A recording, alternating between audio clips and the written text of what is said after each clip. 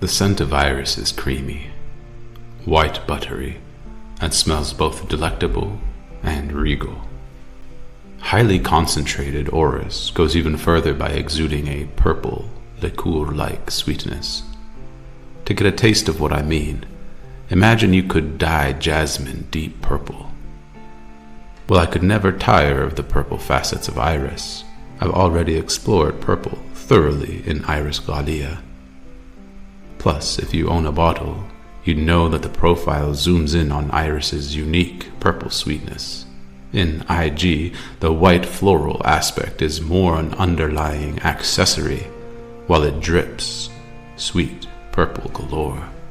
So what if you could zoom in and feast your nose not on the savory purple flavor of iris, but on the lush white heart itself?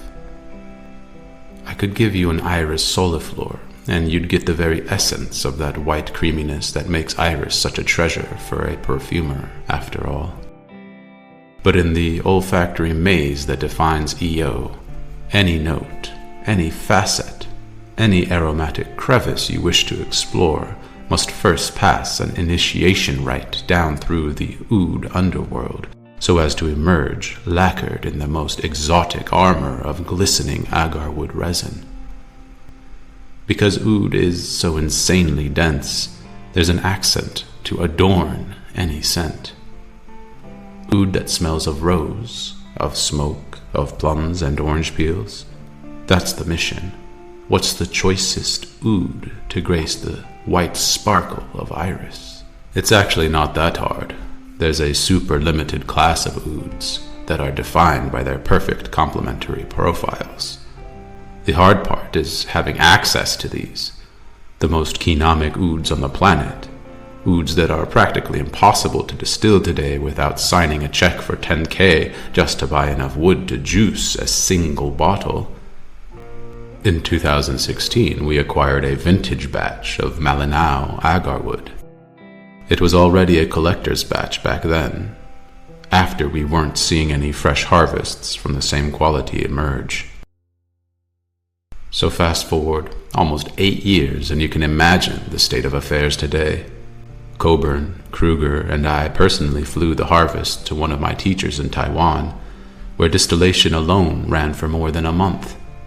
Till this day, Borneo Kinam is one of the most soulful oud oils we've ever distilled. Borneo Kinam imbues every facet of Iris Blanc, intertwined with a cast of superb aromatics to ring out the iris's white. White champaca and white neroli layered with white rice, white cedar, and white cypress.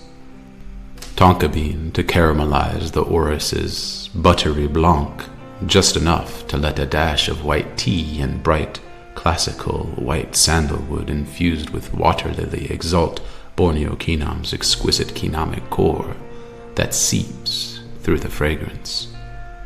In addition to the lavish champaca lotus heart, you'll smell hints of stunning jasmine sambac in tango with the oldest and most limited rose oil in my atelier, a Sparta rose that belonged to the mother of the Sultan, which adds a beautiful diffusivity to the white floral iris oud fest. The top consists of neroli, white tea, white cedar, white cypress, hojiri frankincense. The heart is of white champaca, blue lotus, vintage Sparta rose, jasmine sandback, and the base, Borneo Kinam, orris butter absolute, sandalwood, tonka bean, and gray amber grease from the Sultan Qaboos's archives. If you own Iris Blanc, this perfume is a brand new and entirely different profile that will show you the bright white side of iris you never knew existed. If you've never smelled what the white creamy floral beauty of iris imparts into a perfume, then you're in for an oud iris thrill that'll arouse your senses like nothing else. Iris Blanc by Ensar Oud.